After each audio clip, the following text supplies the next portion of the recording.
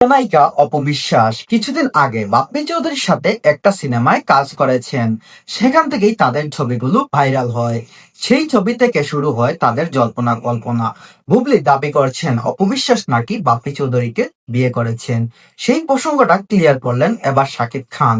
শাকিব খান বলেন, হয়তো অপবিশ্বাস বিয়ে করলেও করতে পারে, কারণ অপবিশ্বাস আমার এখন বর্তমানে স্ত্রী না, সে আমার ডিভোর্সপ্রাপ্ত স্ত্রী।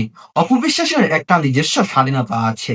সে যদি বাপ্পি চৌধুরীকে বিয়ে করে খুশি থাকে, এতে আমার কোনো আপত্তি নেই। কিন্তু বুবলি এই বিষয়টাকে অনেক ঘুরিয়ে পেঁচিয়ে সেটাকে অনেক জটিল করে ফেলেছে। বুবলি বলছে অপবিশ্বাস নাকি বাপ্পি চৌধুরীকে ছাড়াও আরো অনেকের সাথেই তিনি বিয়ে করেছেন। তার বিয়ের ছবি নিয়ে এবার আসি কথায়।